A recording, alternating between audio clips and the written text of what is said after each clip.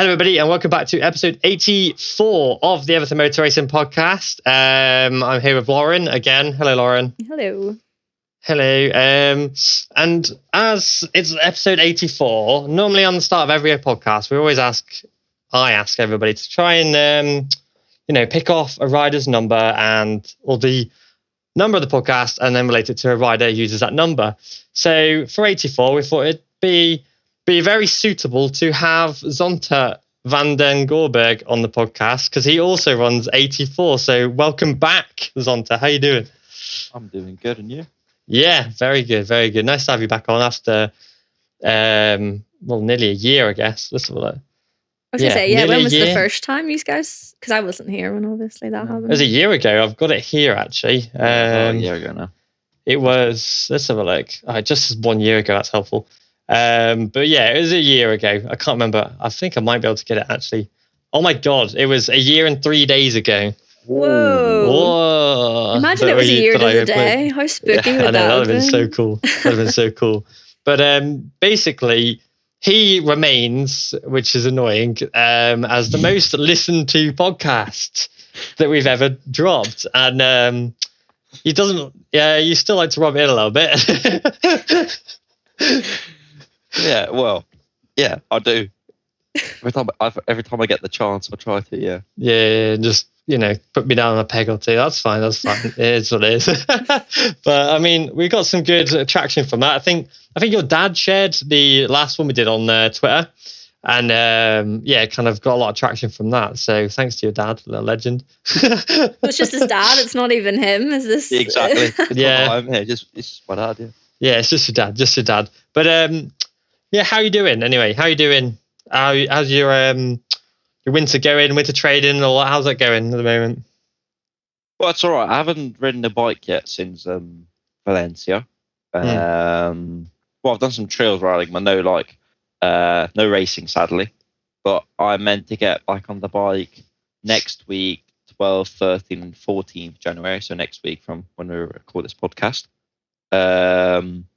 And I'm meant to get back on the R1 again for 3 days. So I'm looking forward to that because obviously I've done a lot of winter training physically, 5-6 days a week in the gym, cycling, doing whatever. So it'd be nice to see if it paid off. Yeah, I mean, so are you back on the Moto 2 bike next? Is that right? Next week? No. Oh, just a bike on the R1. Yeah, on the R1. Got an R1 now to do some riding on. Nice. And I meant to get it back on the Moto 2, I think February or March or something like that. That's not too bad. Yeah, because is it that? Are you taking part of that track day thing that Javi Flores is doing? Yeah. I knew it'd be that. Yeah, looks so good. I saw it last year. It looked like an absolute blast. I was there last year on the 600 we had. But now this year I'm doing on the 1000. So. Nice. Be able to keep up with some of the big boys now on the 1000 around there. Instead of being absolutely annihilated on the streets. But it's interesting actually. A lot has happened, I guess, with you since you were last on the podcast. Because it was a case of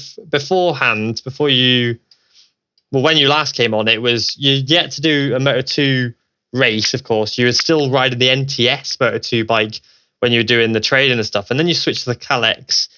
And yeah, before we go into anything, not to stroke your ego too much, but congratulations on last year's Moto2 season because you've exceeded expectations. I know I was pretty critical of you, not of you, but as such, but of the move because of how big of a jump it was from the CV Moto3 bypassing the World Moto3, bypassing CV Moto2 straight into World Moto2.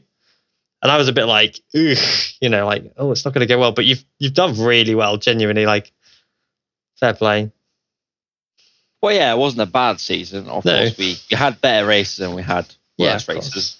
Had some bad luck at the start of the season. Obviously, at the end, when I broke my wrist in Australia, that was a bit of a bummer. But other than that, we've had I wouldn't say a flawless season, but we didn't have any major things wrong or. Just a good, solid first season. Did you have expectations set out for yourself? Obviously, I didn't speak to you this time last year when you guys did the podcast. Yeah, well, at the start, before we did any official testing, put them out or whatever. We just thought, well, we're probably going to start off last and probably a bit behind the second last, and then just try and catch up the second last, and then try and go like that. But then already in Qatar, I wasn't last. I kept 2 hours behind me. So then the expectations, well, not necessarily expectations, but the goal changed a bit. Obviously, at the start, we thought, oh, I won't be able to keep up with anyone. And then it turned out I was actually a lot closer than we thought. But I wouldn't say the expectations, we didn't have expectations, and I wouldn't say they changed because we didn't really have them from the start. Obviously, at some point when you start in Qatar and you finish 27th, that's a good training. And then afterwards, maybe you finish 20th halfway through the season and you're a bit like, that session wasn't so good. So obviously that changes a bit. But it's not like we had certain expectation from this result we need to get, or there we need to qualify, or nothing like that. Yeah, so each race you sort of just took it as it was. I mean, that's fair. A lot of people would probably set themselves really unrealistic goals, or go in thinking that they're going to be top in sessions and all. Well, yeah, I never thought I was going to do anything like that. I did one time and put them out. But the only one put pressure on me was myself, like from the team or from my dad or somewhere. Nobody put pressure on me. The only one put pressure on me was me, myself, and I. Because most of the time I wasn't happy because then this was wrong or that was wrong, and this training could have done this better, and I could have qualified there if I did that and whatever. But yeah, in general, I wouldn't say it was all too bad. What was the because obviously you started when you first hopped off the Moto 3 and onto a Moto 2 for a private test, it was obviously the NTS.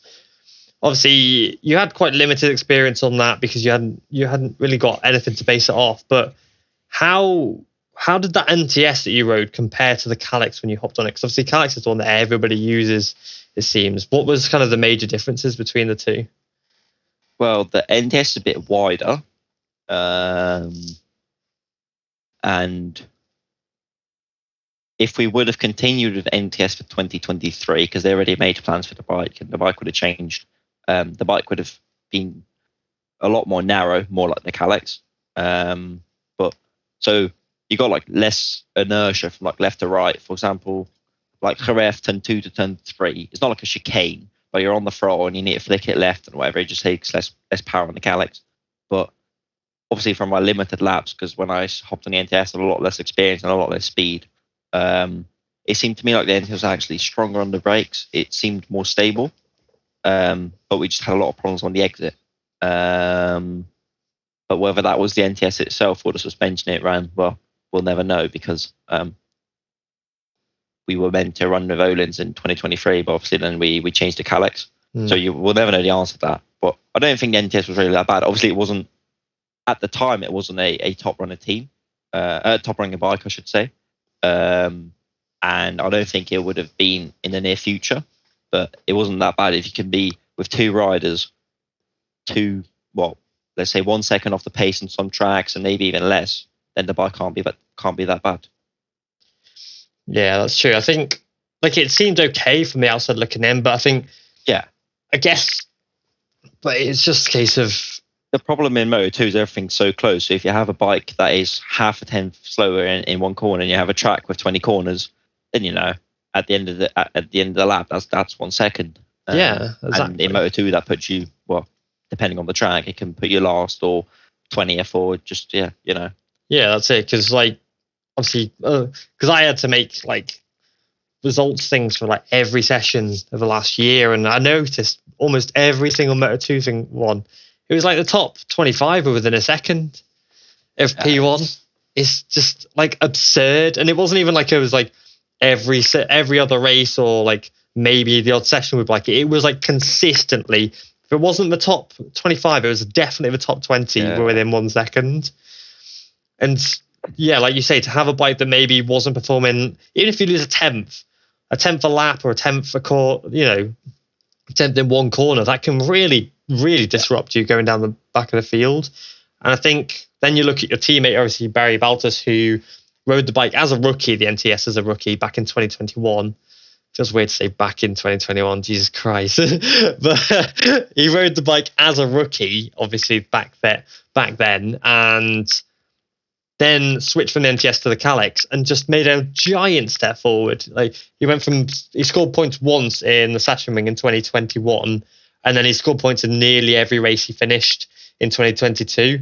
With the best position of 9th place, and he had a solid 10th in the Circuit of Americas as well, and was really good. And obviously, you as a rookie obviously led a session, like you said, at Portimao as well, which obviously shows that the step to the Kalex was obviously a good one. But is it right that you were running an older Kalex? Is that right this year or last year? Yeah, we are running the 2021 swing arm and chassis, where the other Kalex runners were running the 2022. But for next year, we'll have the 2023 like everybody else. So good. And it should be all good. Good. Because I think all year because I know you a bit better than maybe some other riders. I keep an eye on, like, so for example, your results and yours. And I have wondered quite a lot, like, how you would have fared maybe if you had a equally consistent, obviously an equal bike to the rest of the grid. But not to say that the 2021 package wasn't great, because it was still a fantastic bike. And, you and Barry were able to do a lot with it. But coming up to this year, do you think that you've got higher expectations now that you're on, like, the newer bike than basically the same bike to everybody else? Well, I obviously can't say if I would have been quicker on the 2022 than 2021, because I haven't done a single lap on the 2022 chassis. I haven't had the chance to try it out or whatever. But as far as I know, I know for sure you could mix, for example, the 2022 chassis with the 2021 swing arm. And as far as I know, Acosta and Sam Lowers were running the 2022 chassis with 2021 swing arm, because the 2021 swing arm gave less grip. And obviously with their like riding styles, they don't want they come out the corner and they basically slam on the throttle and they just want to accelerate, and they don't want the mid corner speed and whatever. And whereas my riding style is quite a bit more smooth, like you can compare, for example, Gustav Fernandez with Agura. Agura has a lot more of a stop and go, slam on the throttle type of riding style. And that's obviously similar to Barry, Lowers, Acosta, whereas mine, you could say, is more similar to Fernandez, I think Salak, Ben Schneider, mine, and they all said the 2022 was nicer. So we have had some times where we struggled on the edge grip. Like, for example, in Assen, turn 3-4, I had a lot more difficulty trying to keep the line tight and still hit the throttle. You had some of those corners and silts, and as where you're accelerating on the lean angle, and I just couldn't really get the grip. And we have had back in mind, well, maybe with the 2022 swing arm and or chassis, it would be better. But we've never, during the season, ever said, oh, we're not going to change anything because they just have an advantage there because it's the chassis or the swing arm or whatever. We've never approached it like that. We've always tried to do our best with whatever package we have, and maybe in the end of the day, our bike was better than theirs. We'll never know. Maybe if I don't know, Agura stepped on a 2021 bike halfway through the season, he would have been champion. Obviously, that's a very strange thing to say, and I doubt that's true. But you'd never know. So yeah, as I say, we've never used it as an excuse, but I am happy to be able to step on the 2023 bike next year, because it just deletes another factor of what if you're on this bike, what if, and it just deletes another one of those. So I am happy, obviously, with that. But for a rookie season to be on a bike 1 year older, I don't think it would matter that much. Yeah, that's a very fair point and good point. And yeah, like I said, like you said, like it's good to eliminate that what if. I think with a lot of riders who are talented, you look into it, like Manuel Gonzalez nearly signed in for MV Augusta, for example. He had a really good end of the season. You're like, maybe if he'd signed for MV Augusta, he wouldn't have done that. So then to be on like the general bike of a Kalex obviously helps a lot. The same with Alex X-Krieg this year on the now MV Augusta. No, not MV Augusta. Now the forward chassis, not the MV Augusta, because they've pulled out. There is a lot of what ifs, and I think in a championship like Moto2, although yes, it's good to have other manufacturers and things like that. Personally, I think that having everybody on equal bikes just eliminates that kind of, like you said, that what if factor. But as a rookie, I think as well, because you are, especially a rookie in your regard, because you're quite a special rider in the fact that you came directly from the European Moto3 Championship without racing any of these guys before. You know, I don't think there's any rider on that grid who you raced in 2021. So, like, you've got to learn not only these tracks you've never raced, not only this bike, you've got to learn how to ride against these other riders as well. So, yeah, having maybe an outdated bike doesn't kind of inhibit you too much with it.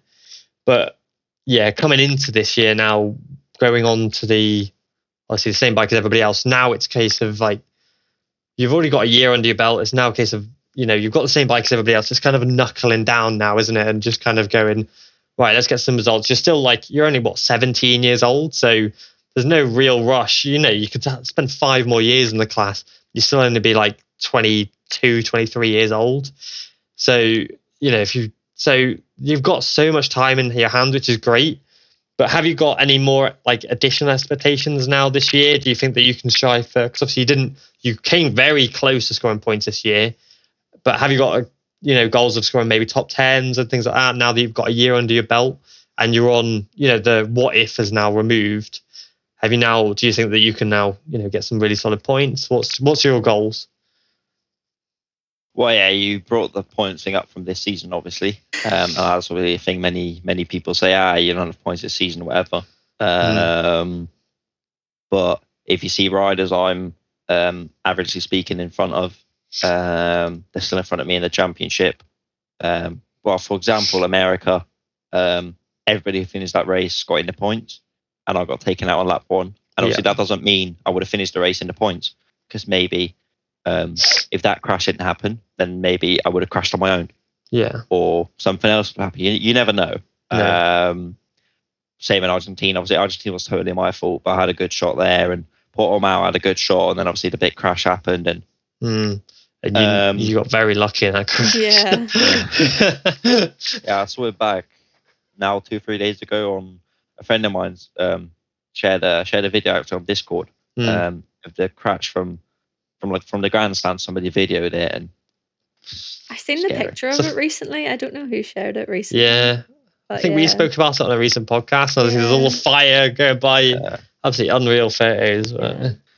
But yeah, so I've had some race where I came close, and where I in the end didn't get the points, even though if I say so myself, did have the pace. Obviously, for next year, I expect to be in points regularly and Q2s. But then again, if I finish P16, but 28 riders finish the race, and I'm 18 seconds off, then I'm happy. If I finish P9, but only 12 riders finish the race, and I'm 45 seconds off, then with what result should you be happier, But yeah, I am expecting to be in the points, more regular next season, get a couple of points finishes, and be in Q2 a couple of times. That is, in the end of the day, the goal, because obviously you want to progress from this year, and we managed to get in some Q2s this year, which obviously was a bit of a surprise for us. We've been close to points. Obviously, the next step would be in points and be more regular into Q2. Yeah. Yeah. Do you think? That's it.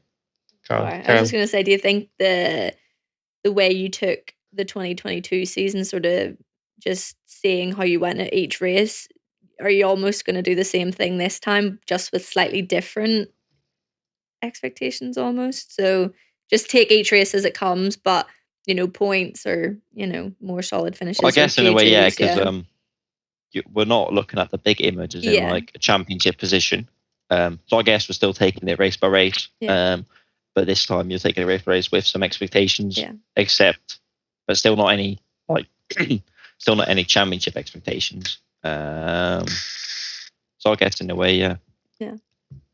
And what if you find yourself up there though? What are you going to do then, hypothetically? Well, obviously I haven't been far from that this season. Yeah. For example, Argentina, I was obviously when I crashed, I was in I don't know, P15. Yeah. But I had quite a bad start, and I got cut off straight away into turn 1, and then I was in P21 or something. I lost 6-7 positions, and by the end of that point, I gained all that back. Yeah. I went around the outside of guys, inside, outside, through them, and then I was within P15. I overtook 6 guys in that point, and then obviously I crashed in lap 2, even though I wasn't really pushing. I made a mistake in the second last corner of the tie right-hander. Yeah. And then I lost. Well, I didn't lose connection, but there was a slight gap ahead, and I was scared they'd overtake me from behind because I knew I had the pace to go more up. Yeah. And then I went in too tight, and I had a front end wobble on the bumps there, which was a bit unfortunate.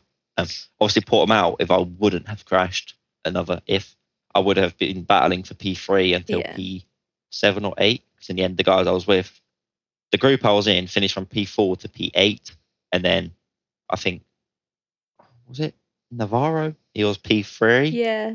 I mean, Yeah. Joe Roberts he was the was- one that cleared off out Yeah. front, obviously, but I think Yeah. P2 down, sort of, it could have Yeah. been anyone's game in So Portimao.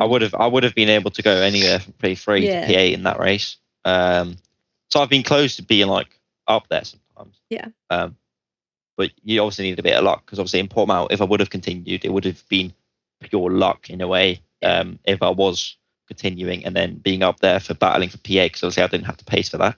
But maybe next year if you have a good weekend and a track suits you, then maybe you can battle for, I don't know, top 10 or top 8 or something. Obviously, time will tell with that because that has a lot of positions to gain compared to where we're now. So we'll just have to see how it goes next year.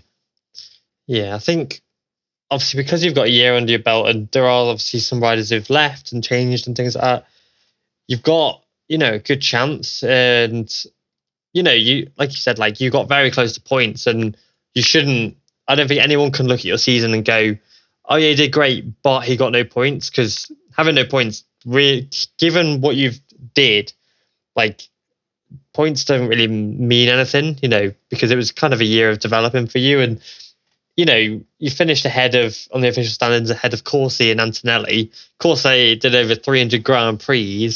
Antonelli won races the year prior in Moto3 and was also a fellow rookie and did, let's word it in a way that's not offensive, but he didn't do well enough to retain his ride for this year. He got sacked basically. And so for you to then, be ahead of those in the official standings and be dicing and battling with guys who are, who have done it a long time, and even be beating some of the guys, like Marcos Ramirez, you finished ahead of in some races. Sean Dillon Kelly, obviously, was a big talent as well. You're ahead of for some races, and it was kind of a case of obviously getting used to it. But what did you find most difficult about actually racing in the class? Because it is the most competitive class in the world, I would say. I'd say it's more competitive than the MotoGP class, genuinely, just because of how equal all the bikes are. So what did you find most difficult about actually adapting and racing in Moto2? Well, for example, on Mugello, which is obviously a very long track, a very difficult track, a lot of time to gain, but obviously a lot of time to lose. At the end of FP1, FP2, FP3, so combined free practice, I was, on the top of my head, 6.5 tenths off, and I was P23. And that does open your eyes a bit, because then you're like, but there's nothing to gain. But this is a track 2 minutes long, and I'm 7 tenths off, and I'm still so far off. It's nuts. And that keeps sticking with me, because I had a lap, but there was a yellow flag in the final fast chicane, and I had to throw away the lap, and that cost me the Q2 then. So that moment keeps sticking with me. But then you're like, where am I meant to gain 7 tenths on such a large lap, on such a big lap, and then but still be P23 and stuff like that? So that's obviously a big change from what I'm used to. I think you hear more riders say also about Moto3. When you come to the Sev, everybody can do one hot lap. If you see the lap times in qualifying in Sev, they're nothing slower than Moto3 World Championship. Sometimes even faster. Yeah. Exactly. And our bikes, some bikes in the Sev are slower. Obviously, some bikes have got like factory support. Some riders are on the next year's bike on there, but that is very true too. But then, like, everybody can do one hot lap, but then you go into the race and nobody can do that pace for 20 laps. Obviously, there's sometimes the odd one out who can do that, but most of the time, nobody can really, especially not such a big group of riders, can do that for so many laps. They can all do that one qualifying lap, but when it comes to the race, they can't all do that. But in World Championship, everybody runs the same pace for 20, 25 laps. And also in World Championship, the races are longer. We've got like 25 lap races now in Moto2, and that's a big change as well. Because obviously Moto2 is already a lot more physical for me, and that was already difficult. And then I've got an extra 10 lap in the race. So that doesn't really help either. So that's obviously a big change for me. And then other than that, obviously working with like a big team, traveling around the world and stuff like that is new for me. I haven't, well, I've been outside of Europe as a little baby, but I couldn't remember any of it. This year was really the first time I could remember going outside of Europe, and then obviously so many times, and well, around the whole world, obviously. So that was a bit of a change. That was a change. And obviously, you'd say it's all fun and whatever to travel around the world, doing your job, whatever. But at some point, it does become a bit stressful. Well, I wouldn't say stressful. As it becomes a bit much. Yeah.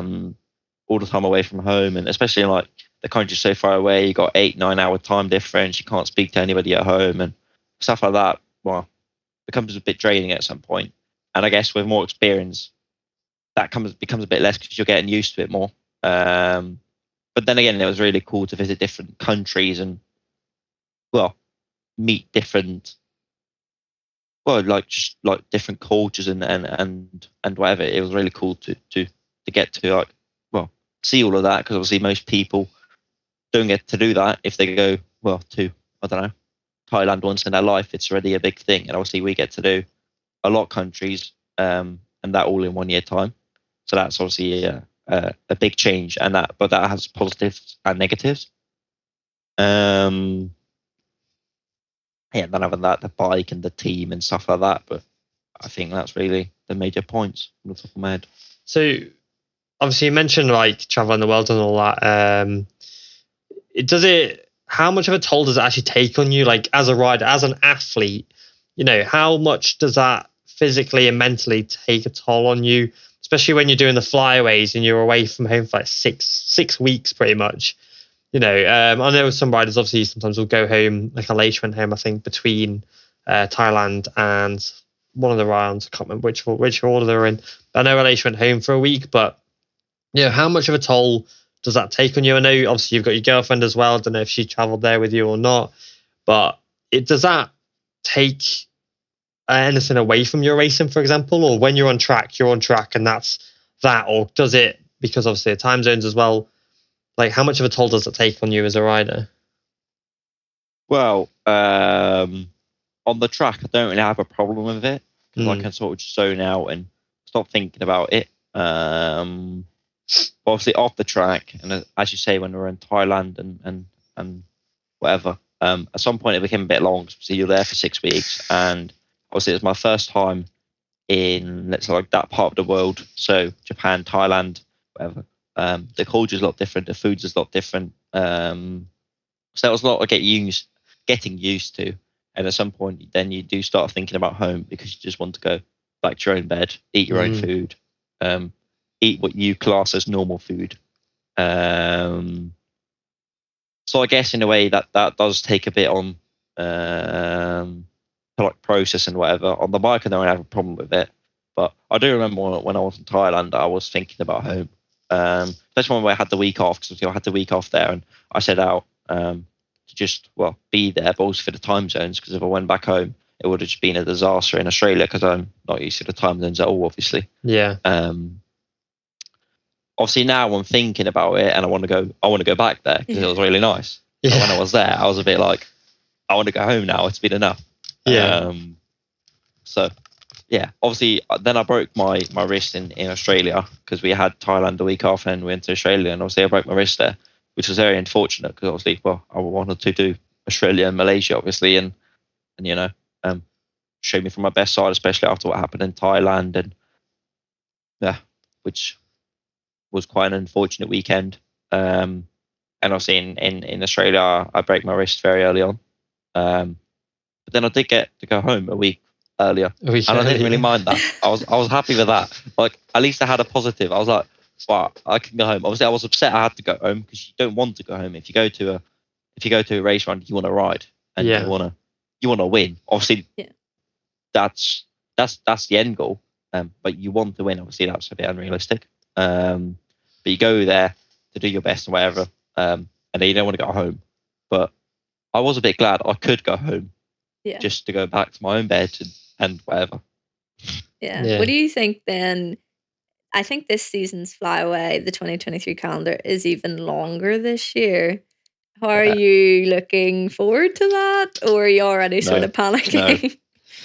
No. The season at the moment seems a bit of you could call it a bit of a disaster. Well, what is it, like 9 races in 10 weeks or something like that? Well, we start off Portimao. Yeah. From the top of my head, we got Portimao. I've got it up here. And then back to back Argentina. And then we got a weekend off. Well, no, we got a weekend off between Argentina and America. That's so pointless. you need to stay a week there. Yeah. You don't have a weekend off between Portimao and Argentina off the top of my head, but you do have a week off between Argentina and America. Yeah, that's correct. Yeah. And then obviously you got a weekend off after America to, I think, Jerez that day. Yeah. And then you got another weekend off to Le Mans. And then you got 2 weekends off after Le Mans. You got so many weekends off. There's a really long break between Le Mans and Mugello this year. It's like nearly 4 weeks or something. You got loads of like weekends off, weeks off. Yeah. But at the start of the season, but then at the end, we got like 8-9 weeks, like constant race. Straight. Yeah. As in like we got six races in like 8 weeks, and we can't go home because we're all like, or like in Indonesia, Thailand, Australia, that region. Yeah. And we don't have the time to go home. And then at the start of the season, we've got all these weekends off. So, generally speaking, I don't think anybody in the paddock is really happy with the calendar at the moment. Yeah. Obviously, it's not going to change. No. Yeah, it's nuts. You know? Ooh. Hey, are you back? So we're back. Yeah. All right, hello. Mid-round just cut you off. I was like, oh. Yeah, but like I was looking, I've got the calendar here. You got like Catalonia, then you got Catalonia, then you got Misano a week after that, and then you got a weekend off, and then you're in India, and then next weekend is Japan, then you got a weekend off, weekend back on in Indonesia, then the weekend after that is Australia, weekend after that is Thailand, then you got a weekend off, and then you're back in for Malaysia next weekend, and then the weekend after that you got Qatar. And then the weekend after that, you got Valencia. What? Like, what the fuck? Like, how the hell? Like, that is ridiculous. Like, especially because you're spending... From the 24th of September is the Indian race, right? So you're probably going to arrive in India, I would say. 5 days prior. Yeah. So then the 20th to make it easy. Yeah, so you'd arrive in India on the 20th of September, and you won't actually really get to go home until November the 19th. What? Because that's when all the flyaways stay, unless you want to go home in between, but then it means you're having to then readjust obviously to your time zone. Time zones, yeah. So like, say if you caught a flight, for example, on the 19th of November, that's what? I'm going to work out the days. 19th November 2023. Hold on, I'm going to work it out how many days it is. It's I don't know why it's doing it now. Come on. Right, it's just not giving me the answer. Oh, there we go. 90 days. 3 months. That's wait, 3 no. months. It's giving me the spat the wrong answer again. Come on. That has to be pretty right though, because September, October, November. 60 days. 60 days exactly. Yeah. I don't know why it's glitch yourself, man. But yeah, 2 months away. Like that's. It's no wonder why Gabriel Rodrigo's retired, why Juan Fran Guevara retired a few years ago because he was sick of doing it and now works in the CV. It's like, and then you've got all these races at the start of the year all bunched up, like you say. And it's like, I don't know what it is. It's the same with obviously the CV. Like they do all these races back after back and then they have 3 months off and then you're back in for like Portimao and Valencia and you're like, what? Do you think the riders can do anything? Obviously, because like a lot of people have been talking about like a riders union or something like that to stop things like this happening. Because yes, you are a racer and it's kind of your job, but it's also not your entire life at the same time. Like I know you do a lot of things to, prepare for racing, and you do spend a lot of your life doing things for racing, but you're also a human being with a life and with family and with friendships. It's your job at the end of the day, and everyone should have time off from their job. I Yeah. would say racing is your life, but they're taking it a bit far because Yeah. racing is your life, but it's your job. Yeah. Yeah. Your life revolves around your job, which obviously with most jobs is not the case. Most jobs, well, let's say 9 to 5, obviously outside of that, Yeah. it's a bit different than racing. But if you spend so many weeks from home, obviously some riders might not have a problem with it. Some might enjoy it, and Yeah. some might have a big problem with it. But I think in a way it is unhealthy for a human being, especially riders, because obviously team members don't have much of a problem going back home as long as the team offers it. Yeah. Some teams obviously want their guys to go back home. Some teams maybe want their guys to stay there. I'm not sure. Yeah. But they have less of a problem with time zones because they don't need to perform. Obviously, they need to prepare the bike and stuff like that. But we need to be at our best at all times. Obviously, you can still go home, but to make life easier for yourself when it comes to sleep, comes to time zones, comes to rest, it's better to stay out there. Obviously, mechanics don't have that. But I don't think Dorna would listen to the riders at this point, because otherwise they wouldn't have made the calendar like this in the first place, because it's not rocket science to know that we wouldn't want to have this calendar right now. Yeah. Yeah. But surely It's that's crazy, the and same with sprint races being introduced. Like, no one asked for that. I don't think is that bad actually, because obviously everybody keeps hating on it. Okay. Never mind. Well, no, well, like obviously we don't have it. Yeah. So Yeah, it doesn't I don't affect really you. care at the Yeah, end yeah. of the day. But obviously the sort of reason Dorna does it is they get extra money. They have more fans on the track on the Saturday. Yeah. With. But let's look at MXGP. They got qualifying races. Yeah. They got a 30-minute plus 2-lap race, like the actual main race. Yeah. So I don't think it's that bad. But obviously we have to see, because Yeah. obviously many people have an opinion, and some have a very harsh opinion saying, "Oh, it's bad," and straight like that. And I don't think that's fair to say, because obviously you didn't bring it like that, but there's certain people who do. Yeah. I don't think it's fair to say something like that, because, well, nobody knows yet. And it might be a huge flop. It might be very nice because you have a sprint race, I don't know, 13 laps, full attack, everybody on. But it's not like a 5-lapper. It's not like it's going to be full chaos because it's 5 laps. It's still a 13-lap race. Yeah, it will still Obviously, be quite long, yeah. because it's obviously Sev has 15, 16 laps. Obviously, that's a Moto 3, so lap times are longer. Let's say 10 seconds a lap. Yeah. Then you got 13 laps, so that's already 3 laps less. You got 10 seconds a lap. I don't know how long is a Sev race? 30 minutes? Yeah, about 30 minutes, I'd say. Yeah. Yeah. So you'd take, I don't know, 23, 25 minutes per MotoGP race, depending on how many laps they have, depending on the track, Yeah. whatever. So it's not like it's going to be full chaos because it's so short of a race. It's still a fairly long distance, but it's not too long that it's a full race and their eyes get too tired, whatever. Yeah. It's basically just like a bit of a, I don't know, like just a bit of a nice FP1 run. Like if you go out Yeah. FP1, you'll do 12, 13 laps, get in the flow, learn the track, get the bike. But obviously we'll have to see how it really pans out because, well, Yeah. it's a bit of a question Doing mark. it every race, I think, is a bit Yeah, extreme. I think, like for example, F1, Yeah. they brought it to 3 races. Now they're doing 5 or 6. Yeah. Yeah. Perfect. Maybe MotoGP could have done more, maybe 10, Yeah. but not every race. Not every race. Every race is mental. Like, because as well, not only that, because they're trying to extend the calendar even further. Yeah. Thinking that you can get like 22, 23, 24 round calendar. Like, What if you have back-to-back weekend? You got F1, FP2, FP3, sprint race, 3 weekends in a row Yeah. at some point, especially when you have it overseas, so you have big travels in between. Yeah. You go from Australia to Malaysia or from Thailand to Australia. I don't know the exact calendar. Yeah, 3 days you're big back on travels a in bike. between. Yeah. Then at some point, I think it can get a bit too much. Well, like I said, in those 60 days that it was, if you from that obviously 24th of September, it'd be, if you actually do it from the actual race dates, then it's actually, no, we'll bring it to FP1, for example, because the race day is 24th. So FP1 would be the 22nd. The 22nd to like the 26th of November is still like 62 days with 8 Grand Prix in.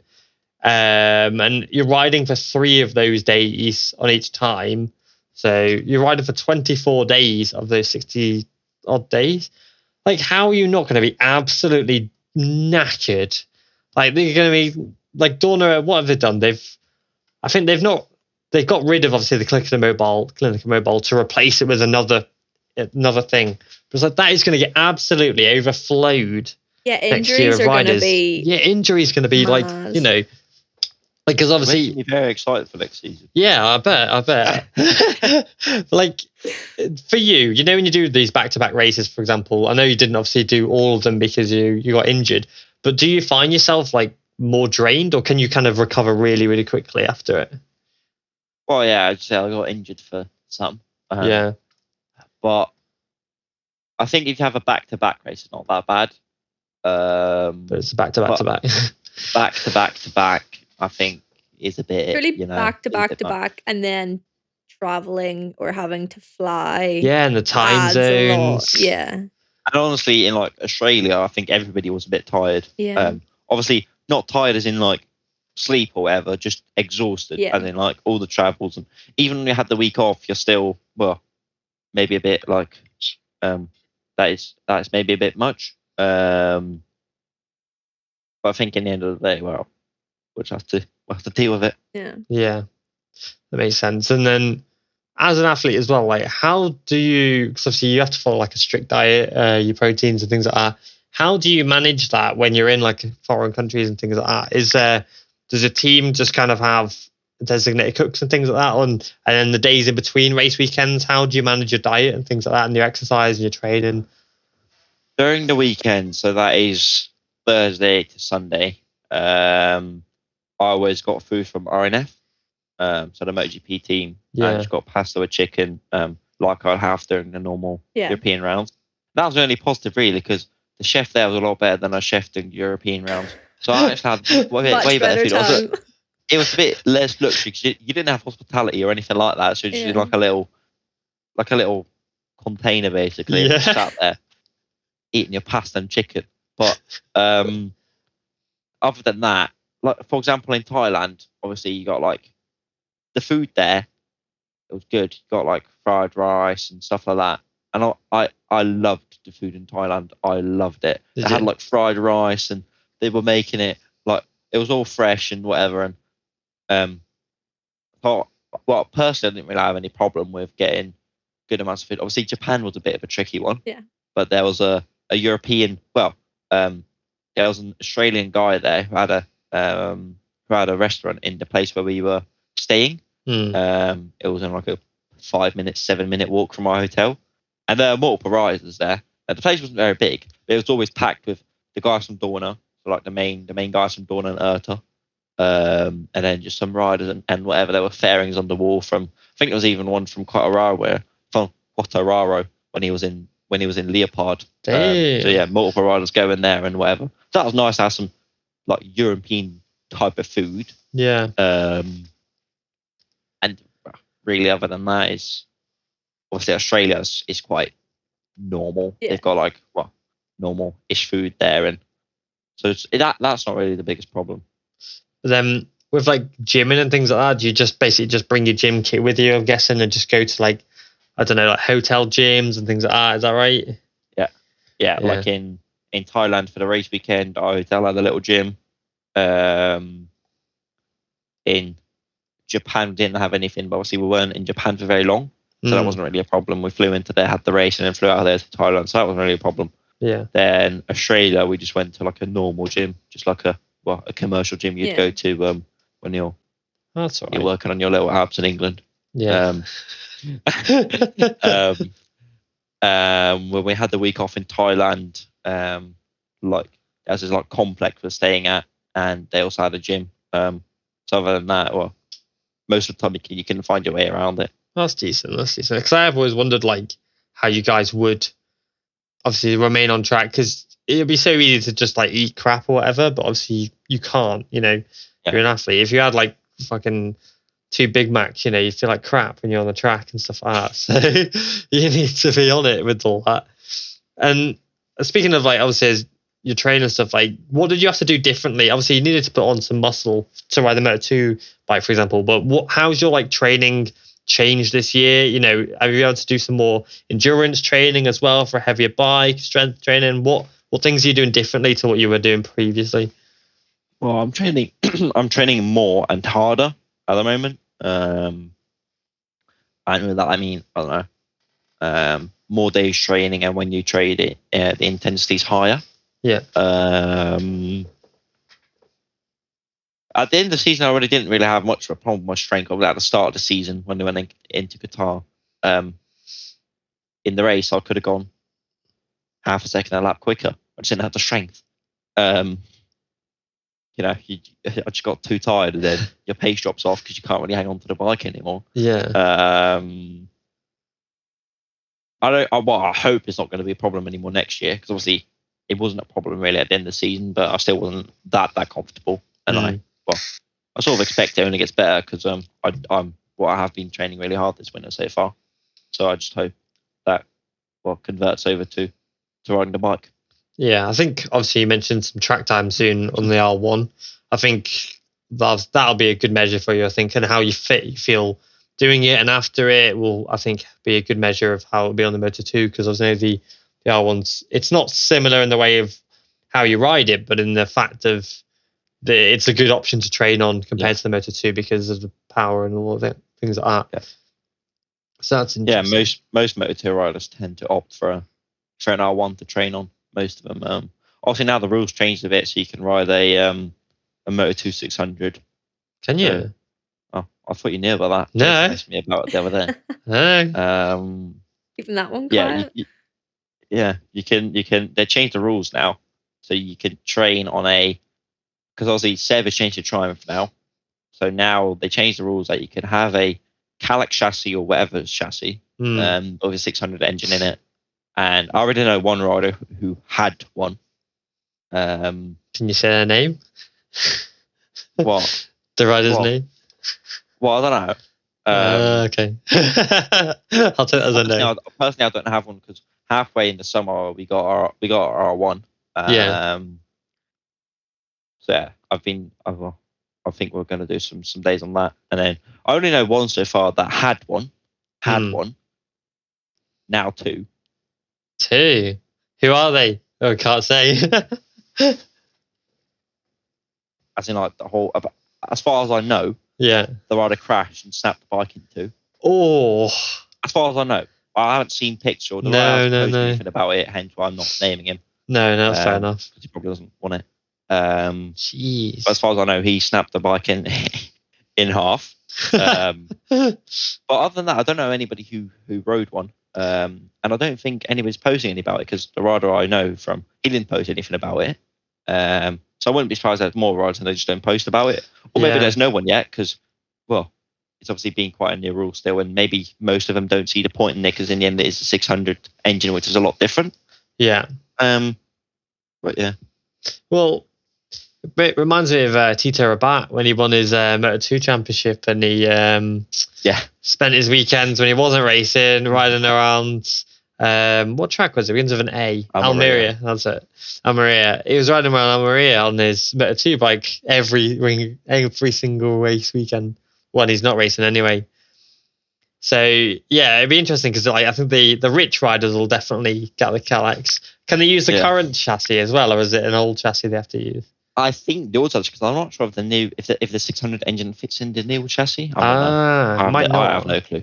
Because I know when KTM had their Moto 2 bike, they literally just did a swap, which is why the bike was so bad. I have no clue at all. Don't know. It's interesting though. If the rich riders will definitely be able to afford it, but then if it doesn't offer you much of an advantage over it, I actually don't think it'll be that expensive, because at the end of the day, it's a 600 engine. Obviously, it's probably better tuned up as far as you're allowed to. I'm not sure, but the chassis not. I don't reckon it'll be that expensive, because there's quite a lot of them on the market now. Most of them want to sell it, but it comes to crashes. When you crash a bike, it's a lot more expensive. Yeah, if you crash in R6, it's a lot. It's a lot better. Obviously, it's still bad, but it's a lot better than crashing a Moto 2 600.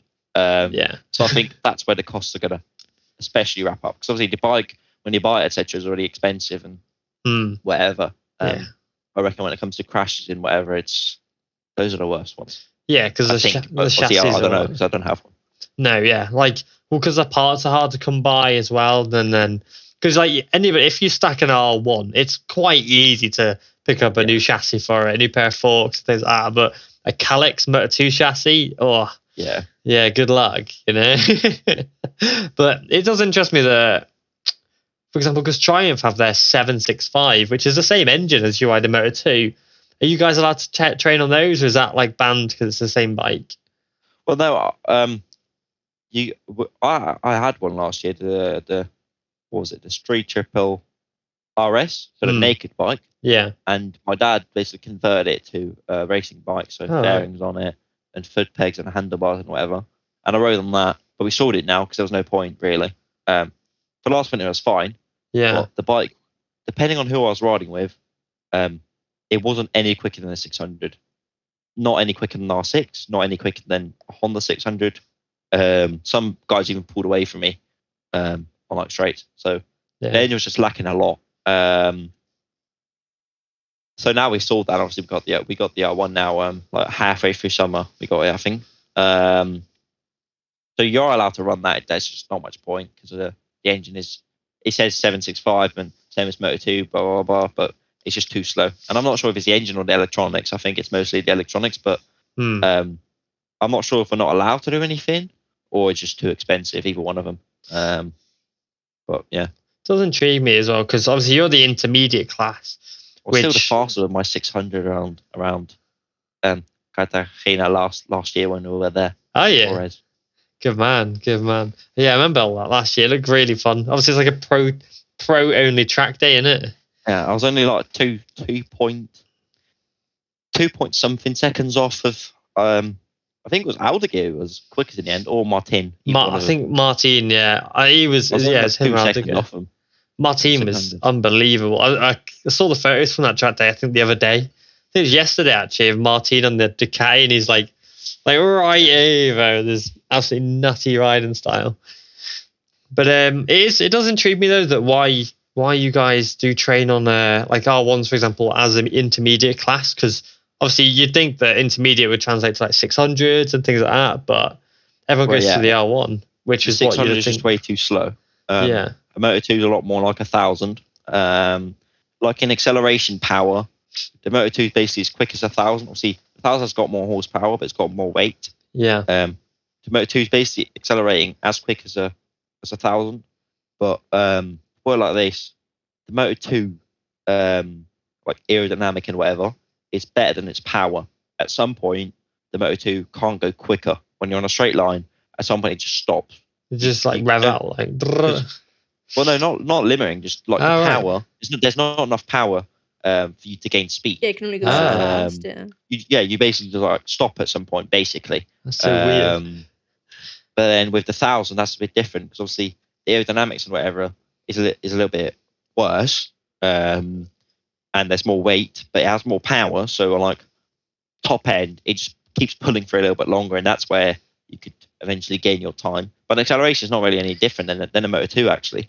Obviously, they feel very different, and one's stiff as hell. Yeah, and obviously the R1 is just like moving about and around and wiggling underneath you. Yeah. But most guys just tend to out with the 1,000s because nobody really trains on the 600 anymore because the above mentioned. When they used to run the Honda 600 engines, obviously then people used to do it because the Honda 600 made 16k revs, like I don't know exactly, but a lot. Yeah. And also the nowadays Moto 2 doesn't make that much. Hence why if you train on a Moto 2, if you ride a Moto 2 now and you train on the 600, your revs are a lot different. So on the 600 you'll be revving out constantly, and on the Moto 2 you shouldn't do that. And then on 1,000, the power band and just like the revs you're in is a lot more similar to the Moto 2. Obviously the chassis isn't, but it's a so-called cheap alternative because obviously it's still expensive because you're still riding 1,000. Yeah. But it's a doable alternative. And luckily with our R1, we got some support from GYTR and Tankata from the Netherlands who because my dad just got it as like a street bike, same as a Triumph. Obviously this was really better, but it had, I don't know, the mirrors and the license plate or whatever on the back. Yeah. And then you just converted it to like, well, more of a racy bike, so proper fairings and foot pegs and stuff like that on it. well, to keep it a bit cheap, because otherwise the costs also just go out of hand. Racing is an expensive sport.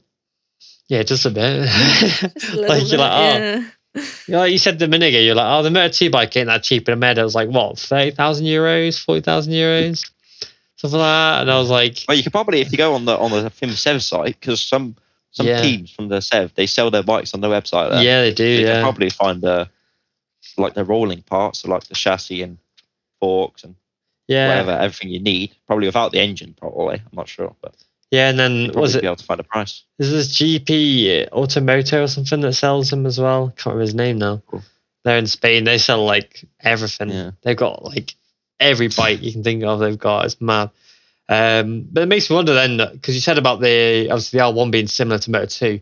The MotoGP bike must just be absolutely insane. Yeah. Because the MotoGP riders, obviously, they train on the R1s as well. They train on the same bikes as Moto 2, but they must get a lot of be like going down the corners and stuff like this is so slow. This is boring. Well, for example, when I ride my R1, I ride it without traction control, without slide control, with the strongest power mapping in it, so no assist. I run with the Moto 2 tyres, which are a bit questionable at times. Yeah. So, and then when a MotoGP rider gets on 1,000, let's say Martini has like this Ducati V4.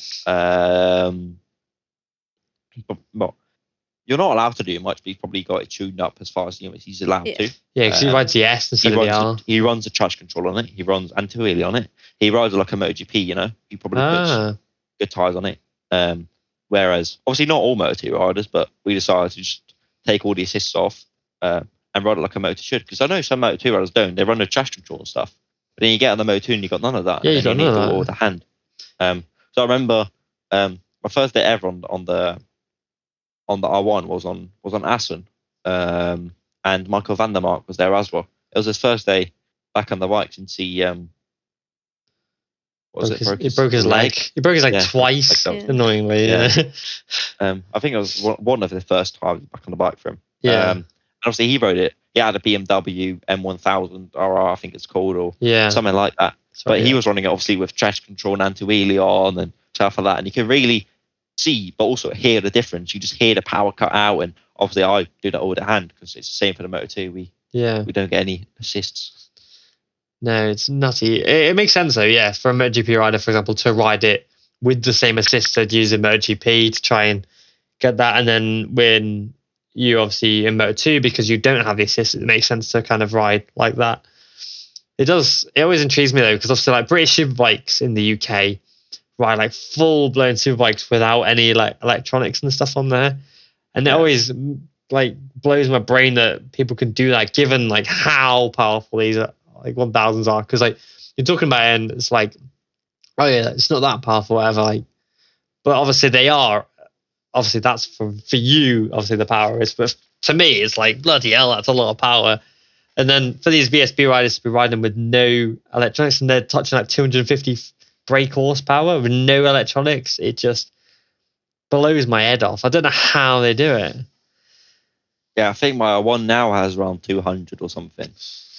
Obviously that's already a lot, but then when you have the BSB ones, they're obviously tuned up as much as they can and whatever, and then don't know about electronics is it's just disgusting, to be honest. And like I think the new Ducati Super Leggera does 240.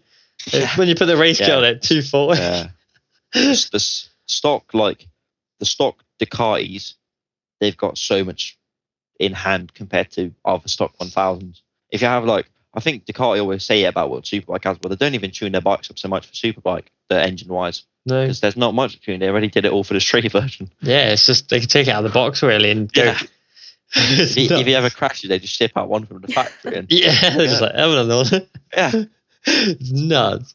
Like, so how come you guys train on like R1s then instead of Ducatis? Is it just because they're cheaper?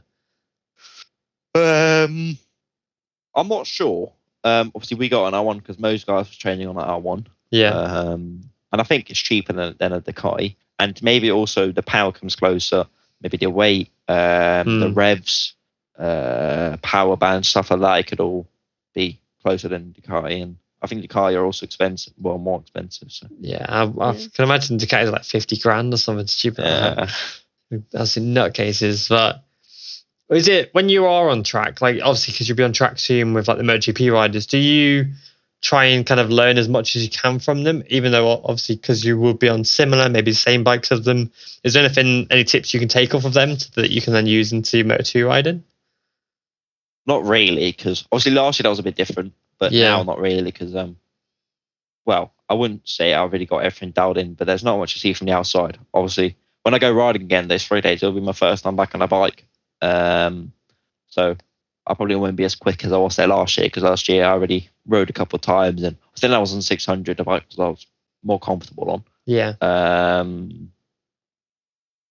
But I guess in a way you could take some stuff from them, especially the first couple of days on a bike, and if you're 1 second off, then there's not much to see, averagely speaking. Maybe they take a slightly different line here or there, but most of the time that's not really the case anymore, because especially after like 1 year now, there's not much difference from the outside, from like the visual aspect. If that makes sense. Yeah, that makes sense. So then this year when you were on track, you did your first few free practices and your first few, even in the preseason testing, what kind of things were you doing to try and emulate the riders around you that maybe like Acosta, who was a fellow rookie, and then obviously more experienced riders like Augusto Fernandez? What were you doing to try and gain speed on them and kind of match them? Well, nothing specific. Obviously, when they pass you, sometimes you can see some lines and stuff. Especially when you come to a new track, especially at the start of the season, you can learn from their lines and stuff like that. But I wouldn't say that was anything specific at the end of the season. Yeah. Obviously, you try to do some stuff to do. Maybe you see them opening a bit earlier or just turning in a bit later and stuff like that. But there's not much to see if you're only 6, 7 tenths to 1.5 seconds off. So going on from that a little bit, like how basically I'm trying to work out how you managed to go from being like not knowing anything about Moto2 bikes and all that to then being within a second, maybe half a second of the front runners in Moto2. Well, how did you do it? Most of my time that I can still gain is on entry Right. and mid corner. Yeah. Exit is not much to gain anymore. But every time you go out and you get past, you try and follow somebody, and then they pull away or whatever, and you try to learn from them. And you see different lines, or you see them opening, or you try to follow them. And although I didn't follow anybody for the latter part of the season, ever since after Mazzano, I didn't follow anybody anymore, because we just decided to stay off that and just learn from ourselves at that point. We didn't need anybody anymore. Well, most of the things are spinning a lap, and then obviously you just need to get used to it and get quick. That easy. That's it. Just get that's easy. Just open earlier, brake later. Yeah, that's it. I was going to say that. Just brake a bit later. That's it. Shut out a bit earlier. It's fine. I don't know why. What was it? I don't know why everyone can't do it, So did your teammate Barry help you at all? Because obviously he's like your similar age to you as well. Did he? No. He didn't. No. Well, we've got very different riding styles. Yeah. So we, our crew chiefs do help each other. As in, like, we're not two separate teams. Yeah. If that makes sense. We work together to like set up wires, and there's crew chief and my crew chief, and they discuss things and stuff like that. But me and Barry don't have enough to do with each other on track. Oh, so that makes sense. So what's he? And also because I don't really have anything from him, because 9 out of 10 times he's following another rider. He doesn't. He barely goes on his own, so there's not much point for me to go with him. I suppose. I suppose if you're trying to do it on your own and he's trying to emulate it from someone else and sort of see what they're doing, it doesn't make sense for you guys to work together if you're trying to do two different things. No. So from last year, what was your absolute highlight from last year, and what was like your absolute lowest point? You were like, this is crap, I hate it, kind of thing. Obviously, I'm sure you never said that, but it feels strange to say last year. It feels it this does. Year. It literally. Yeah, that's a bit weird. It still to feels like say. 2020 to be honest. It is. Yeah. All right, so obviously Argentina was a highlight. Portimao was, in a way, obviously. We'll come back to Portimao in a minute when we talk about the bigger disasters of the season. But Portimao was a highlight as well. It was a bit of a mixed weekend, wasn't it? Yeah. You got a P1 now, though, so take that. Yeah. Could have better got P1 that race. What else? Obviously, Aston was a bit of a highlight. Yeah. The race went really well there. And it's a home race as well, yeah. The race went really well. I was only like 25 seconds up. In the end, I wasn't in the points, but in pretty much any other race of the season, if you were those amount of seconds off, you would have been in the points. Yeah. Typical. What was it like to race your home race? Just to cut in as well. What was it like to do your home race? It was all right. Oh, that's great. Thanks Nothing for that. special then. Oh, like I didn't like it. Well, just say it very blunt. I didn't deep it so much. I didn't like it was just another race for me. Yeah. Obviously, it was different with media attention. Obviously, my team is Dutch, and that brings even more. Obviously, it was a more busy weekend, but well, I just tried to take it as much as possible like a normal weekend. The weekend started off great because on the Thursday I went for a cycle with some other riders, and I had a flat tire. We were like 40k away from the track. Oh, no. Like 5k up the road, we were going to turn around and go the same way back. So we just basically went a straight road and keep going. We're like 40k away, like 30-minute in the car. It was like 32 minutes on Google Maps. And I ended up with a flat tire. So my dad had to come drive all the way up and go all the way down. And so that was great. But then to go on to the highlights, Japan FP1 was nice to go straight to Q2. Yeah. I think we really showed our pace there as well because I did that totally on my own. There was nobody in front of me Bloody hell. whatsoever, and spun on my own. And Fair play.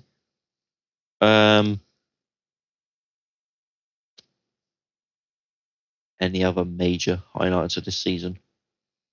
I think that's about it. Fair enough. The rest is just like downers, like, oh, this is so. And obviously, Argentina, America was a bit of a bummer because Argentina got a crash of my own, like we spoke about earlier, and then America got straight away punted off somebody who lost his brains in turn one, I think. It's a bit chaotic that race because Chanter took out loads as well, didn't he? That race was Chanter took out loads, and then another rider just I don't think he braked. He just did a classic MotoGP 22 and just full throttle into me. Just send it. Yeah. Use you as a berm, you know. Exactly. Yeah. He was thinking he was going to block past me like Supercross. Yeah. Justin Garcia is in a Justin Garcia. Yeah. Undercover. Yeah. That's it. And then obviously Portimao, the big crash. That was a bit of a bit of a scary one. Yeah. But overall, not too many bad things. And then Australia, bit of a bummer. Yeah. Japan, Thailand, Australia, they were all a bit of a. They had good sides and bad sides. Well, thankfully, you know, when you were in Malaysia, you didn't have a dodgy steak and then, you know, fail a steroids test or pass a steroids test. So, you know, you got away with that one. You know, it's always a worry every year. You know, after Iannone had that dodgy steak and all that, I'm like, you know what, is a rider going to get stung this year or by Is that a classic thing that they get drug tested in Malaysia? So. You got maybe drug it's tested because he was after taking Malaysia. drugs. Yeah, maybe. Do you have like often like have drug tests I don't know in a year? I don't know from any Moto3 riders that got tested in Malaysia, and I'm sure I would have been told. So yeah, I don't think it's a. Maybe it's for like the Premier Class because I think MotoGP cars they get tested get every race. Yeah. Do you guys like not get tested, or do you just randomly tested all the season? What? No way. So you can just when I like take pills for whatever, so whether that's vitamin or protein powder or everything, you have to check if there's any illegal stuff in it. Because even stuff that is going to give you no benefit really could still, you know, sting you. Bring up. Yeah. So like I had quite a bad cold at the start of the season. Argentina, America, that was it. And I was using this like spray for my nose, and it was like to stop like the infection, so it would just like stop quicker. Yeah. And also in that, they were like, what, like illegal substance. I was allowed to take it, but if I would have got drug tested there, I would have had to show proof of what I was taking and why and stuff like that Yeah. to show that it was, because obviously if you take that, it would clear up like your nose so you could breathe better and it could give you a performance boost. So I wasn't taking it for that at all. So I was just taking it in the morning when I just woke up and at night before I went to bed to try and recover quicker. But it had nothing to do at all with gaining performance. And also I didn't take a lot because that mean you just have a clear nose, normal nose, and then you'd spray it to get the extra air. But obviously that's really bad for you. But Yeah. But you do have to check literally anything and everything you take. Obviously, food you can't. Yeah. No. If you go to a restaurant, and obviously they're not going to do it. If you go to a restaurant and they can put dodgy stuff in your Yeah. food, and that could bring a positive result. That's nuts. Obviously, the Like- chance of that happening is 0.00001. But Yeah. it's possible. But everything you actually take yourself, so you can test like medicine, any sort of powder, or everything. You do have to check if there's any illegal substances in that. Yeah. I mean, the restaurant You thing scan it is. pretty well. Yeah. But, It makes sense. Mum does it. That's Man, all that you have right, to be that's so handy. careful though, even though they didn't test Even you though they're Yeah, not once. I testing you. I think tested it all this season. That's nuts. I don't think anybody else did. You could As be far, like, as far as I know. you could be wired on absolutely nutty stuff and just, Yeah, I could be taking steroids on now. I just don't hit the gym at all. yeah, just Yeah. literally Got like just, this a bit, just curl a bit, and then boom. yeah, just come out and just walking like The Rock or something like that. Yeah, there's a few little rumors in the paddock of riders taking this, that, and the other, but I won't name any names. But there's some dodgy stuff going on, it seems. I'm not sure if you've heard anything, but Didn't hear anything. It was news to me. fair enough. There you Is go. Moto2 riders or Nah. MotoGP? Oh, I nearly slipped it then of saying who it might be. We'll say Moto2 and Moto3, yeah. Oh. Yeah, Interesting. but I'll speak to you after the pod. yeah, sounds good. Well, it's sounds not good. Zonta, so that rules one out anyway. Yeah, it's not Zonta, so we Unless know the that. rumors Or are maybe- about you and someone's spreading stuff. Maybe it's me. Yeah, Maybe it is. Maybe it is. Zonta's on drugs, everybody. That's you the heard it here first. Yeah. yeah, that's the scoop. That's gonna be the title is just gonna be Zonta's on drugs. Not episode 84 or Zonta's the guest. No. Just Zonta is on Zonta's drugs. taking drugs. Yeah. 1 hour plus video. Also, Performance actually, enhancement. whilst I've got you, because I got clowned recently by Jacob, Lauren, and Cameron on the podcast, and then I also got clowned by a load of Dutch people as well because I pronounced your name wrong, and I tried to pronounce it What did you correctly. pronounce it as? Oh fuck! No, I think you just jumbled. I don't remember butchered this, it. but I think you just stumbled over your words. So, more than anything. I said, because a Dutch person told me how to say your name, so I was like, all right, I'm going to say it properly on the podcast, and then everyone just started laughing at me, and I was like, oh god. So I said, Yeah, I don't really listen to your podcast anymore. No. I didn't get any of this. it's fine. I don't even remember what he's talking about either, and I was there. So No. So I pronounce your name as Zonta van den Goorbergh. Is that right? Or Well, not? Well, in Dutch, you'd say Zonta van den Goorbergh. Goorbergh. But the thing is, in English, you can't pronounce the. It's a G, Yeah. but it's a. Like you guys say Zonta van den Goorbergh. yeah, Yeah. we said You pronounce a Goorbergh. G as a K. We pronounce it as. You Oh. can't do that as an English person. It's same as like the TH in English. It's difficult for other persons to pronounce that. yeah, So I guess in a way you did do it right, but you did it very wrong at the same time. Great. So basically, I'm just not going to ever try it again. Save myself the embarrassment, to be honest, Yeah. But yeah, I think Yeah. you say that you stopped watching it. I think some of the riders used to listen to the podcast in the past. I don't know if they still do as much anymore. Well, I wanted to listen to the Manual Guitar one. I listened to like the first 5 minutes, and then I didn't ever resume. I don't really know why. Great. I don't really I never listen to podcasts like on No, YouTube. I If I don't. listen to anything, because you got this person that listens to podcasts. Like my sister, she listens to loads of podcasts, like when she's doing something or whatever. But I don't. I either put a YouTube video on and I just don't look. I could just listen like it's a podcast, Yeah. or I just put some music on. I never listen to any podcast. No. oh, I'm the Yeah. same. Although I suppose Yeah. it's because any Well, I'll podcast it listen would to this be. one though. I need the extra review. I listen to this. Yeah. Do Get it. the Yeah, views good idea. up, Promote yeah. it where you can, And yeah, because I know Joshua Watley used to listen, and I know Kelso did as well, and Og did as well. But yeah, I This your plea for meant to them say all it, to start so- listening again or something? Well, What? It's more of a plea if he's listening to Joshua Watley to respond to my DMs because I keep asking him to come Ooh. on the podcast and he hasn't replied. So you know him quite well, Zonta, don't you? So Awkward. tell him to check his DMs, please. Well, he'll probably see my Instagram story. I hope he looks at my stories. Yeah, he He'll better see that do. I've been on. I literally Just fucking out him. messaged him the other Out day him on your and was like, stories. yeah, Why do are you it. not Like, replying? yeah, what's he doing? But yeah, I messaged him the other day. I was like, all right, do you want to come on this podcast? And nothing. And then Alonso Lopez was like, oh yeah, I'll definitely come on, definitely come on. And I was like, all right, sick, great.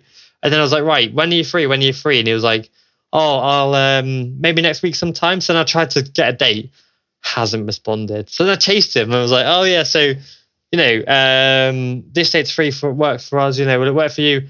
Nothing. So I then chased his manager. Nothing.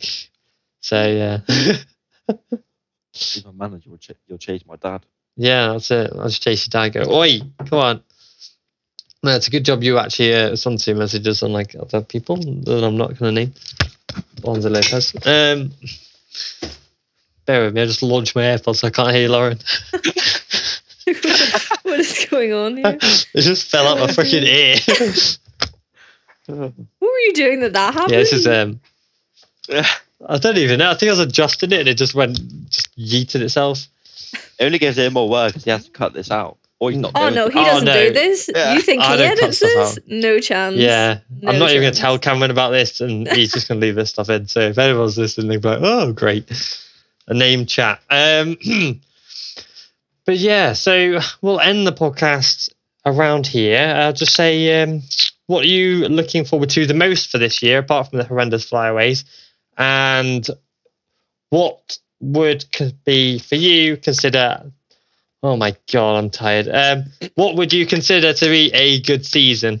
If you look back at the end of the year at your season, like that was a good season, what would you have achieved in it? P1. P1. Win every race. Win Obviously. the championship. Yeah. Oh yeah, obviously, yeah. Uh-huh. Yeah. MotoGP promotion. I know you'd be you would be you're 18 this year, so yeah, you'd be fine.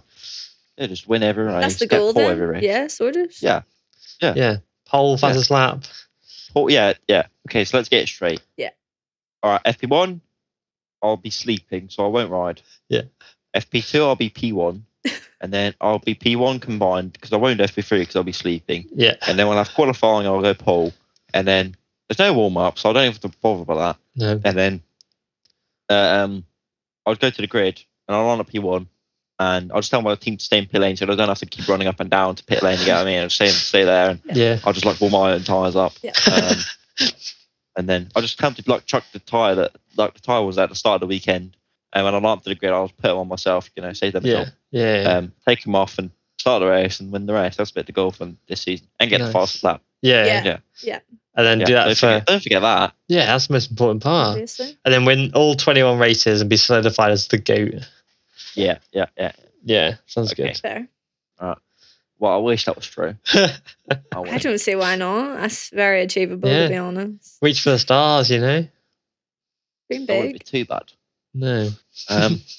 No, what I think, I hope, like I said at the start, be in the points a couple of times, get some Q2s, get good results in general, have a good season, don't crash too much, don't get injured.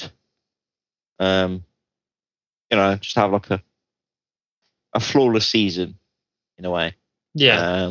Obviously it still doesn't have to be like great. I don't have to be, You'd have to be like, winning races. amazing or anything. results, but it'd be nice to have like a good season, build on. Yeah, just taking that. Obviously, because next step, yeah. this season obviously I do have to prove something. Yeah. Because also my contract ends at the end of the season, and also I want to stay here. I have to prove something. And well, I'm hoping, but at the end of the day, I should be saying I'm sure we'll be able to do that. And then obviously with that, to get some couple of Q2s because qualifying is so important in Moto2. Yeah. If you qualify at the back of the grid, you can't do anything. So we just sort out the qualifying, and then the race is really fine, really. And then other than that, the thing I'm like most looking forward to, don't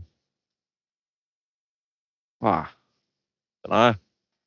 winning in what's the first race? Portimao. Yeah, That's winning in the thing at the Portimao. Make up for Well, last year, yeah. You've got to battle Manuel Gonzalez for that because he said he'd win it and win the He championship said of he'd this win year, didn't he? everything. So, Yeah, Oh, yeah. He no. had a pretty Yeah. similar Oh, vibe. In no. fairness, yeah. Oh, yeah. no. So you two, you have to. What you have to do, you have to have a boxing match in the paddock, and then whoever Oh. wins that Yeah, is people- allowed to then go and win the Yeah. races. Yeah, that Oh. would get some sick views. But then Dorna We would gotta like get not these. allow him to film it because it's Dorna. So They'll just Yeah. post it themselves. yeah, that's it. Just steal the video. I mean, that's fine. But yeah, I think that's all we've got time for us. I think because you got to go in a minute anyway, haven't you? Or in a little bit anyway. So that's Yeah, I fine. have to go steal some dinner. Oh. I don't know when Dad's making food. Oh dear. Oh yeah, forget you're a teenager still living at home. Yeah. Still living Meals at home. produced Yeah. He's a freaking world championship athlete and is living at home. Oh, I don't know what I'm having Mad. for dinner. I gotta wait for Dad to make it for me. I gotta wait for my dad. It's mad. I just forget sometimes how freaking young I you got my guys are. driving license the other day. Did I'm you? a grown man now. Hey, well done, well done. Well, I'm still not allowed to drive on my own. Like, I need to drive with a. You haven't passed your Like an test yet, assigned. no? Well, no, I have. It works different out It's like here. a provisional. Oh. Yeah. Alright. So basically, in the Netherlands, you can start your driving lesson at 16 and a half, Yeah. and you can do your practical exam from 17 onwards. If you pass it up till you're 18, you can drive, but only with a designated parent next to you, Yeah. designated as adult. Yeah. And I can't just say, oh, this and that can go next to me. I have to put it on like a little. I've got this like little card, and there's only two names on that: my mum, and my dad. And I can only drive in the Netherlands, and only with them next to me. So if I go to Spain, I can't do anything, which is a bit annoying. The f- But at least when I turn 18, I got it now. So, yeah. but there's not many 17-year-olds obviously doing it. Most of the people only start with the driving lesson when they're 18. Yeah. But we just thought, well, let's get it done. Yeah. So I don't have to do it next year. Yeah, makes sense. Save some time. Bloody hell. But yeah, it surprised me sometimes how young you guys actually are. Because I'm like, oh yeah, you know, you're a Moto2 World Championship rider, and you're like a kid. At least I'm 17 now. I'm not 16 anymore. Yeah, you Oh, were he's no a real baby man last time now. we spoke to you. I'm a real man now. Yeah, he's a big boy now. He's all grown up. Yeah.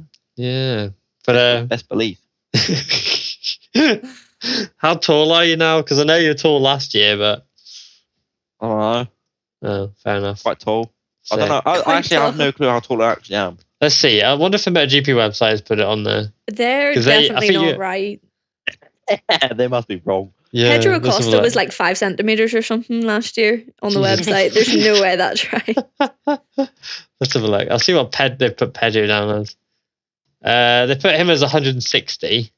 I'm 165. Zonta, you're 178 apparently. I thought you were taller than that. Well, that's about right, I guess. The That's quite fuck? tall, isn't it? No. I'm like What? 178 and I'm Wait, short. what's this in feet? I have no idea what this 5'10". It is. I think. Well, yeah, I think I'm around like 180 or something, but I have no clue how much I actually am. Like, I genuinely don't know. Yeah. But yeah. Bang on 5'10" you are. So that's not too bad. Wow. It's alright for Moto2 standards when you got like short asses like Sergio Garcia who's 165 there. Wait, Mhm. it says that Sergio Garcia is shorter than Pedro Acosta. Yeah. That's Yeah. not really? No, wait. Sorry, wrong way around. It says that Sergio Garcia is taller than Pedro Acosta. That's what I mean. I think Pedro's is wrong. Yeah, Pedro must be There's wrong. no way. Yeah. He's not that short. No, definitely not. He's not I'm one of the taller though. There's not Yeah. many riders. Dennis though. Fodge If you is go to my the height picture- because I If stood you go beside to the him. picture of Oh yeah, the picture. the one that we took in Australia, in Australia when we had the memorial, you can see the length of some riders. Ah, Surely you're oh, taller right. than a lot of them, though. Yeah, Yeah. You'd think. Lucas, Marini's freaking tall. yeah, he's massive, isn't he? He's freaking. Lucas Tolevich is 189. Jeez. 199? Rossi was tall. 189. Oh right. I was like, Jesus. We'll see how giant. accurate they all are next year. Yeah, that's it. Yeah. Next year when you're on the MotoGP grid, you know. Yeah. Oh yeah, well, Oh, this year. this year. I keep saying next year. This year. Yeah. 2023. Oh yeah. No, I mean next year, then you'll be on the MotoGP grid Oh. next year, Yeah. 2024. You know. No, Mark- no, The only one I'm sure is taller than me is Marini. Yeah. And then I think Ben Shine is quite similar to me. Yeah. How tall's other than Bay? that, I'm not really sure. Let's have a look. How tall I don't think Salax anyone looks else- tall. He's only 172. What? No, that's wrong. That's just tall. Yeah. He's similar to me. Yeah. He's. But did they measure you? Do you actually stand there and get measures? So where As far as I have they know. got this from? I don't know. Maybe in Portimao, but I can't remember it. thought that was just a fever dream for you. Right, yeah, keep us Like- updated on that, because where else have they managed to I find can't- out I what can't height you remember. are? Well, if Oh, we've lost him again. Oh, jeez. Where? There you go. You're back. What were you saying? I don't think they got the height from anywhere. If They must have if just Salak is guessed. 172 and Acosta's 160. Yeah, because they're saying that Chantra's the same height as Salach. No. No way. No way. Yeah, they must just like guess and go, you know what would be the funniest thing ever if we put this Yeah. guy at this height? Yeah, you know? just guess. Yeah. He must be that tall. Yeah, He must he's- be that tall. If they What about stand him? beside each other, they're about the same. Let's just go with Yeah. that. yeah, just go tippy toes. But yeah, and like Alex Marquez, this He's is really tall. random to be honest. 179. Marquez is short. He's 165. Top of my head. 169. That's my 169. height. I was going to say, there's no way he's my height. I'm short. Yeah. Danny was. What was Danny Pedrosa? He Danny was was just 150, shorter wasn't than he? me. 50. Yeah, 150. he's short. Yeah. Well, yeah. 157. He was 50 Yeah. kilograms. Oh, incredible. Unreal. But yeah, I think that's all we got time for today. Random thing as well. Alex S. Krieg looks really tall as well. Yeah, he's quite cool. He's a tall bastard. But yeah, I think that's all we got time for today. I hope you've all been enjoying this podcast, and make sure you listen to it as much as you can to make sure it's then the second most listened to ever podcast now that it's Yeah. Zonta's return. Yeah, no, like we need this one to be P1 and the other one to be P2. Yeah, that's it. Now, Alright, so you now have it's to been a listen to this year one of more growth, then? you know. Okay. Then at episode 184, I get back on again, Yeah. Long That one's gonna time be like away. That's P1. ages away. and no, just like record like every day of the week. Yeah. So Oh, that'd be 100 days, 7 days a week. that's a couple Too months bad. then. Then we'll see you. Yeah, We'll see you soon. yeah, then. it'd be we'll like see you in 3 6 months, months. 4 months. Yeah. We'll see you in between the like 2 months of hell that you've got later this year. So then I'll get back on again and we'll have a full podium, 1, 2, and 3, the most listened. That's Yeah. the plan. That'd be sick. That'll That'd go be with sick, yeah. your championship this year then as well. You'll be Yeah. 1, 2, 3 on this. If podcast. I ever somehow need to fill out like something for like a job, you know, what have you achieved in life, whatever, I'll put Yeah. 1, 2, 3 on the Every Motorist podcast. Yeah, there you go. That's sick. That'll Not get you a many job people instantly. could Like, say that. Yeah, that'd be good. just apply for the Apple CEO and have that on there. You'll get it straight away. Straight away. Yeah.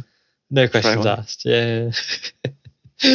But yeah, I hope everybody's enjoyed this podcast. We're back hopefully next week with hopefully another guest. If hopefully they respond to my flipping DMs. Alonso Lopez. And yeah, we'll be back next time. I hope you enjoyed listening and see you next time. Bye bye. Bye.